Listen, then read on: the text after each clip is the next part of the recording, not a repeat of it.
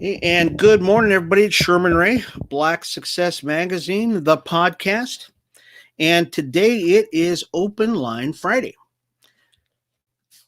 Today is the day where we open up the microphones to anything you want to talk about, folks. Usually Monday through Friday, I talk about whatever I want to talk about. But on Fridays, we open it up for anything you want to talk about. For those of you, this might be the first time you're seeing me on YouTube or maybe even on Facebook or anything. I'm Sherman Ray. I'm the editor and founder of Black Success Magazine, and I do a podcast each and every day of the week, Monday through Friday. You can go to our website if you'd like to check us out at blacksuccessmagazine.com. And of course, if you'd like to email me, you'd like to have some of your questions read on air on Fridays, just go to our, you can send me an email at blacksuccessmagazine.com. You can also find us on Instagram, Facebook, Twitter, YouTube, and Alexa. All you have to do is say, Alexa, play Black Success Magazine podcast, and you can get us on Apple Podcast also. So today, once again, is Open Line Fridays, and this is all about you, folks. It's really about you. I can actually see your comments. So if you have a comment, let me know about it. Love to hear what you have to say, and looking really forward to today because it's Friday. Hallelujah.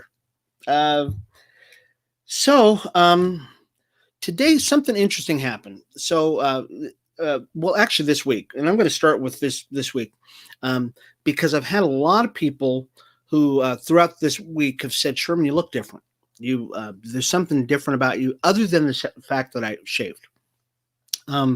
Yes, I have lost weight, folks. I told everybody that I was going to lose weight, that I was going to shed 40 pounds. I will probably end up doing about 60 pounds, but I've already lost 10 pounds. And so thank you. Yes. Thank you very much. I've lost 10 pounds and I'm very excited about that because, because it really was not that tough to lose 10 pounds. And some people say it's a lot of water weight and stuff like that, but I ride all the time, and I'm not going to go get it right now, but I have my bike over here to the left of me, where I cycle road biking pretty much every day of the week. And so I cycle every day of the week, and sometimes the rides are harder, and sometimes they're not as hard, but I do cycle a lot. And so that's one of my things that I do a lot of, but I also changed my eating habits. So I do have some questions that people have asked me to answer online on air. So we'll get to those in just a little bit, but I want to talk a little bit about weight loss and how important this is and how important it's been for me. Because it's Open Line Friday, it's not a set agenda today. So I'm just going to ramble for a little bit here. So I have changed my eating habits, and the things that I've done is I've cut out sugar in my diet. So yeah, usually in my coffee. So many of you see me drinking coffee in the morning. So I found out that my coffee in the morning that I would put, so this is a little less than a cup. I know it looks tall, but it's really a little less than a cup of coffee.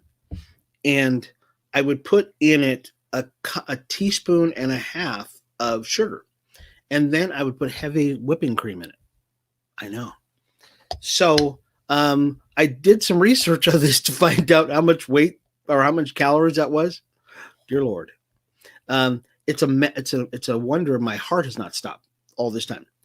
So what I did is I stopped the sugar. I also stopped the heavy whipping cream and went back to milk. So regular just milk. So right now my coffee that you see me drinking in the morning with my Boulder City cup is just sugar, is just coffee and a little bit of cream. That's really pretty much it, folks. So I think I cut out 300 calories out of every cup of coffee. And I drink several cups of coffee. So let me tell you a little bit more about what I do for weight loss now. Because like I said, I've lost 10 pounds and I feel great. and I'm going to go for officially it's 40 pounds, but I'm going to probably lose 60 because I'm already down 10 pounds. And this is, and I said for this year. So I'm going for the 40 pounds by my birthday, which is in another few months. May 31st is my birthday. So yes, I will accept presents. So I know that I'm going to be able to hit the 40 pounds fairly easily, but I'm going to probably go for 60 pounds, and just by changing my diet. So let me tell you what else I cut out of my diet. I also cut out, I don't fry anything, so I don't eat fried food. We in the Black community have done ourselves. Um, we eat a lot of fried food, and that is probably one of the worst things we could ever do, is eat a lot of fried food. So we getting rid of the fried food. Don't do that. So if I bake food, even though I did have fried fish last night, but I fried it with a very light vegetable oil, and I did that. And I'm eating all kinds of vegetables now. I mean, just sautéed vegetables, steamed vegetables, and a lot of vegetables. And also some of the things that I'm replacing in my diet have made a huge difference. So I'm not going, I'm not going hurting myself or sacrificing. I'm just investing in myself because I'm getting a little older now, and so you've got to start taking care of yourself more and more and more. So losing weight is probably one of the biggest parts of doing that.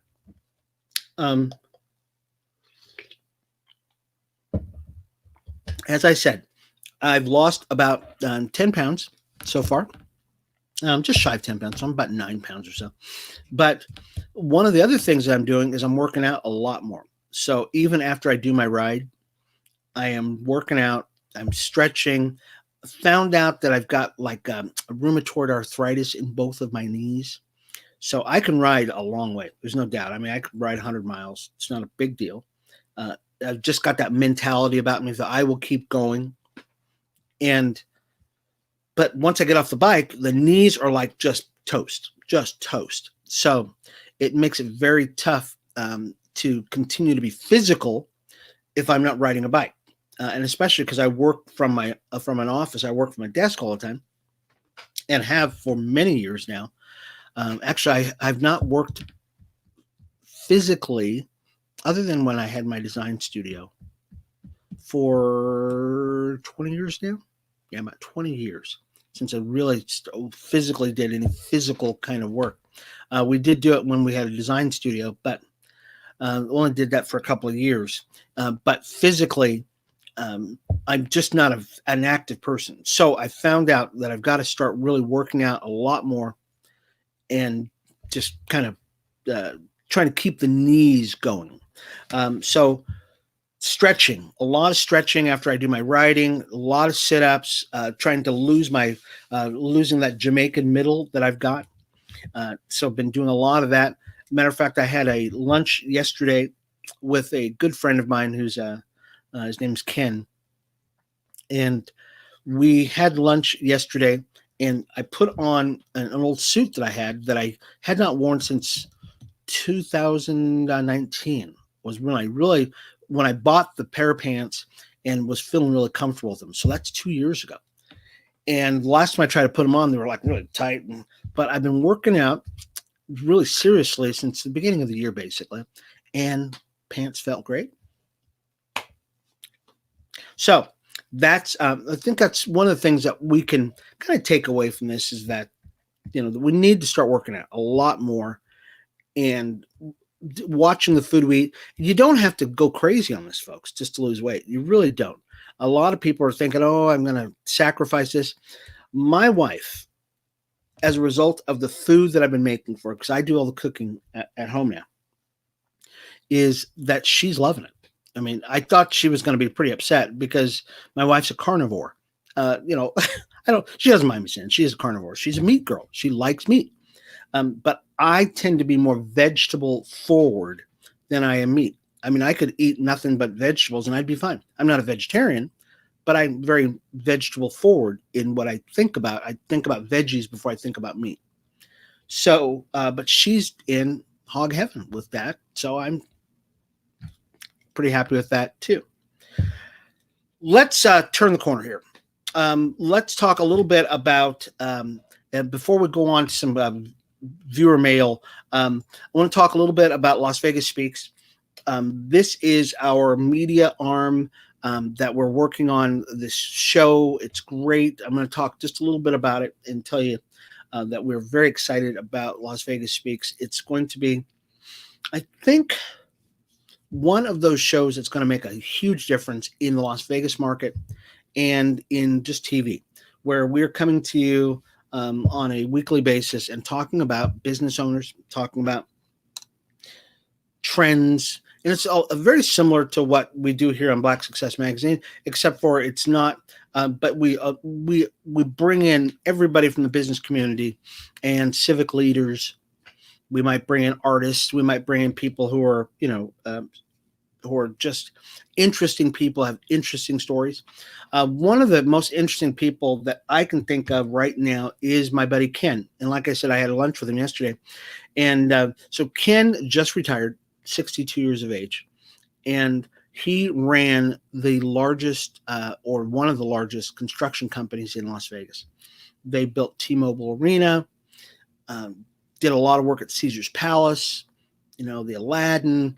If you can think of a major building they worked on. So he and I were eating lunch yesterday. So Ken and I were eating lunch yesterday, and we were talking about his journey through life. And this guy, I'll tell you, Ken is he started out working on a farm, slopping hogs, baling hay, cow manure, all that other stuff. Went to school. I'm not going to tell his whole story. I'm really not. But he agreed to speak in front of the Black Business Chamber, which I'm very excited about. So this broadcast is actually live streamed on the Black Business Chamber in Las Vegas site. So you're going to get this. You are going to hear about this guy's story. And the reason why is because this guy's a true rags to riches story, where he had nothing and he built that and parlayed that into something phenomenal. So I'm just giving you a heads up right now. We're doing a thing called the Las Vegas or the Black Business Chamber Speaker Series. And Ken will be on that. He will tell his story about how he went from basically nothing to just retiring at 62 right now. And it was a phenomenal story. So I hope you get that. He was on Las Vegas Speaks, so I was very excited. And that's why I bring it up, is that he was on our pilot show for Las Vegas Speaks, and just was a very, very phenomenal thing. So if you've got a question that you'd like to ask me, that you think would be cool that I could ask online on the show today, on any Friday, just send it to me. Send it to me at info@blacksuccessmagazine.com. And if we think that your question is cool, that it's that's relevant to what we're doing, we'll definitely do that. We'll read it on air.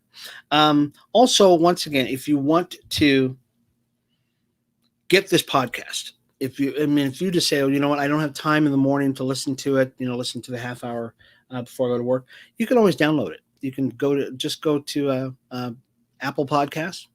You can go to any podcast, Spotify, Apple Podcasts, and you can download it. Just look for it. Just do a search on Black Success Magazine podcast, and you can check that out. So it's always cool. So many of you watched the Super Bowl this weekend. And the Super Bowl was super different. It really was not what everybody thought it was going to be. We thought that you would see a really just a shootout, high-scoring affair between Tom Brady, the GOAT, and against Patrick Mahomes, the kid. And it just wasn't. Something happened. Some people say it was the refs. Some people say it was the defense. Some people say it was the offense. Some say it was the GOAT. But needless to say, the I was going to say New England Patriots, but the Tampa Bay Buccaneers rolled over the Kansas City Chiefs. The second time they've won a Super Bowl in the last 100 years, whatever it is. Tom Brady added to his total of Super Bowls to now I think it has 7 Super Bowls, and that was it. So I don't know how much more you can really say about that, other than the fact there were a lot of calls. How do I put this diplomatically? That should not have gone the way they did. I'm just going to say it the way it is. I personally think that some of the calls that went against the defense, against Kansas City's defense, set up Tampa Bay's offense to score early. And once Tampa Bay got scoring early, it was like a floodgate, just a floodgate of stuff that happened. And as a result of that, it was pretty much impossible for the Kansas City Chiefs to come back, especially because Tampa Bay's defense was just all over. Yeah, I mean, it really was.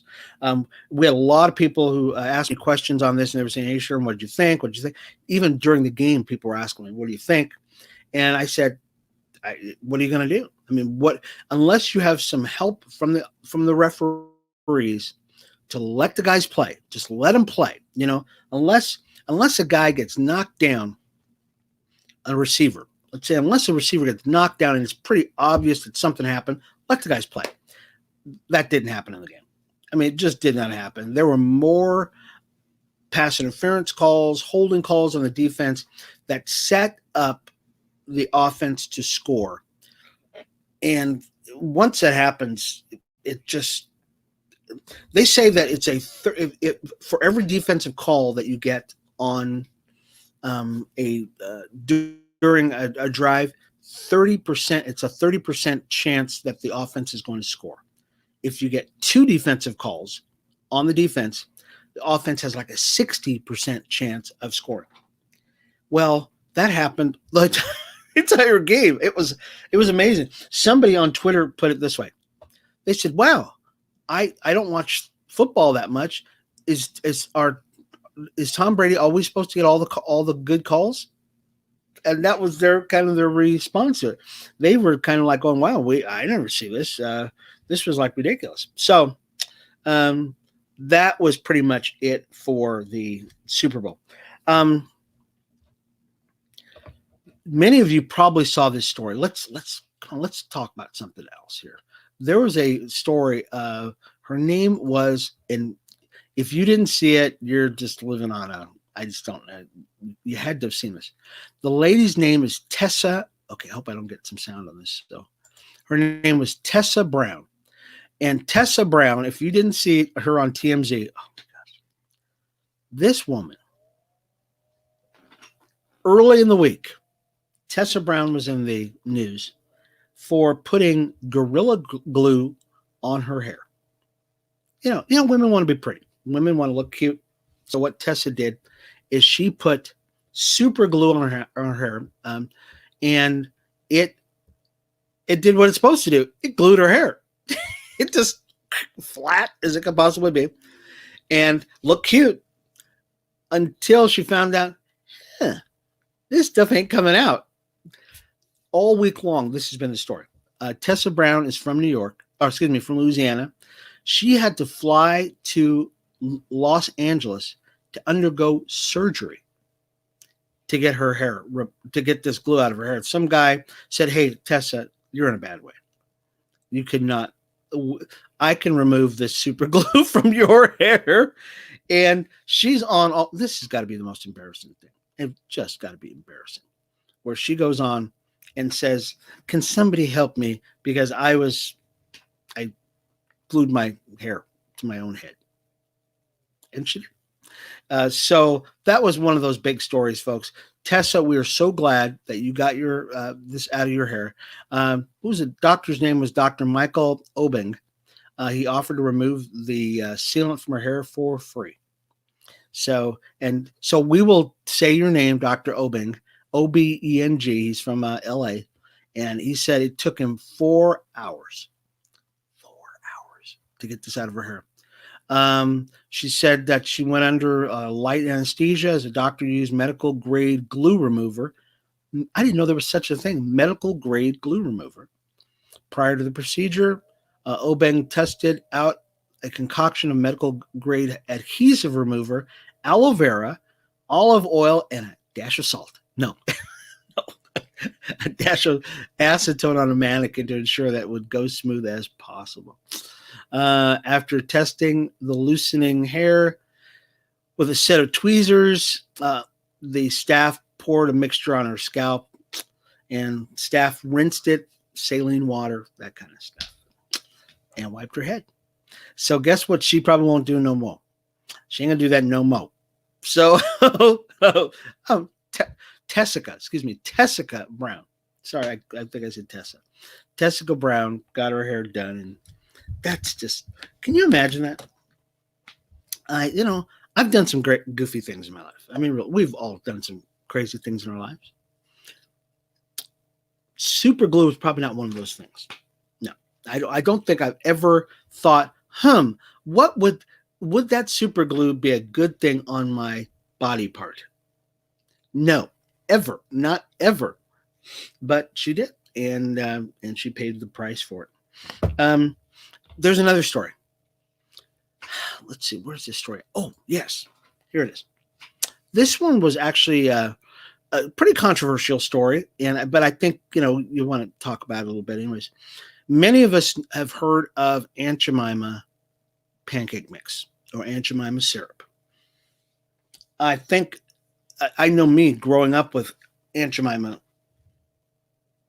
products was a part of our life growing up, and this is probably the sad part about it, and the triumphant part about it is this has been around since like 1920s, something like that. Let me see what the year on this thing is. Quaker Oats Company purchased the Aunt Jemima brand back in 1925. So this thing has been around a long time, folks. This isn't like, Aunt Jemima just started, a couple weeks ago. It's been around since 1925. And what they did, though, is a lot of people got really upset. And the reason why is because it's just, it should not have been around this long. I think I lost the story. Let me make sure I find the story again because I lost it. I can't find the story now. But what happened is that they decided to finally nix this brand. Here it goes.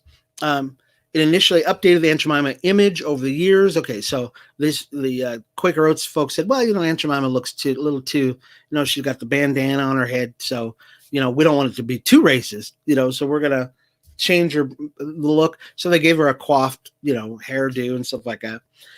Just wasn't good enough. Okay, it just really wasn't. And finally, last year, I believe it was, they said, what we're going to do is we are going to nix the whole Aunt Jemima brand, period. We're going to get rid of the brand Aunt Jemima. She will never be seen again. And we're going to replace it now with a brand called, they're going to rebrand it, the name and the image on Pearl. It's called Pearl Milling Company. And it's going to be pancake mixes, syrups, cornmeal, flour, grits, and it'll be publicly available June 20 of 2021. And PepsiCo now owns the whole thing, and they basically are done with the whole Aunt Jemima brand. And we say bravo. It's been. We say that it's a good time. That it was never a good idea to have an Aunt Jemima brand, but if they're going to get rid of something, that was probably one of the things that they probably wanted to get rid of a long time ago. Shouldn't have gone back. Should have never been there in the first place, but it was, and it is what it is. Let's finish up here, folks. In the last time we have, I thought we were going to get to some viewer mail. We're not going to get to it this week. We will get to it next week, though. So if you've got viewer mail, if you've got stories or you've got questions, things that you'd like to send me, just send it to info@blacksuccessmagazine.com, and we'll research it and we'll put it on the air if it if this is where it's supposed to be at. We were talking about it is still Black History Month. Okay, it's still Black History Month, and so a lot of things going on. We are going to push an effort to codify Black History Month into 4 separate weeks. And each week we believe certain things should be happening, because right now I think it will benefit the Black community by having set things we do each week. Because right now there's a lot of things going on, but nobody really knows what's going on in Black History Month. So that is one of the biggest things that we're going to be doing. We really believe that the first week of Black History Month should be about history. It should be about African history. Egypt, Morocco, Nigeria, all about the country of Africa itself, because a lot of Blacks have no idea where even Ethiopia is in relationship to the Sudan. Okay, they just don't know. So I think Black History Month should be about that. First week. The second week should be about our tribes, should be about who we are as a people. And we have to do some research on that. Once again, we're going to be addressing that too. It should be very interesting. Celebrating our tribes, wearing our traditional tribal gear, our tribal hats, our colors, that kind of stuff. What our tribe is famous for, because there's tribes that were famous for metallurgy, some that were for textiles, some that were insurance. There are different things that each tribe is famous for, and I think we should celebrate that. So, and then week number 3 should be about civil rights. I really believe it should be about civil rights, and not only about civil rights, Martin Luther King, MLK, Sojourner Truth. We're talking all the way back from 1861, all the way through the Civil War, through 1965. I really think we should be looking at that during this 3rd week. But we should also be talking about healing. As a matter of fact, I'm coming up with a new saying, and the new saying is this: I don't need your permission to be healed. Okay? I don't need your permission to be healed. And what do I mean by that? Black people should not be worrying about whether or not someone else is going to give us permission to be healed. I believe the 3rd week of Black History Month should be embracing our healedness. Okay, we don't have to wait for America or any other country or any other politician or preacher or public speaker to tell us that we're healed people. Okay, Barack Obama became the president of the United States. Okay, a lot of injustice in this country, but we don't have to walk around, woe is me. Okay, we just don't have to do that. I don't need anybody's permission to say I'm healed. Okay, I'm healed, and I'm not walking around like that. So the 3rd week of Black History Month should be about civil rights, but focusing on our healing and embracing our healing as a people. If we don't accept our healing, we'll never get healed. Okay, we'll be upset the rest of our lives. Week number 4, Black History Month, should be about a celebration of who we are as a people. Celebration. Now we're talking Mardi Gras type thing, where we're having parades. We're talking about just embracing the future of where we're going as a people. Because, folks, we've come a long way in America. Not just a little ways. We've come a long way in America. And we should embrace that. We should celebrate that. And we should be looking forward to what we're doing in the future. So you're going to be hearing a lot more about that in the future as we embrace who we are as a people on Black Success Magazine. Anyways, folks, we are done. And I want to thank you all for being a part of the show today. Today was Open Line Friday on Black Success Magazine, the podcast. We will be back again Monday, where we will talk about the people, the places, the trends, the news from a Black success perspective on Black Success Magazine, the podcast. You can get any of these podcasts, folks, just by going on Apple Podcasts, or you can go to our website, blacksuccessmagazine.com, and you can get it. This has been Sherman Ray, Black Success Magazine, the podcast. We'll see you again Monday at 8:30. We'll see you later. Bye-bye.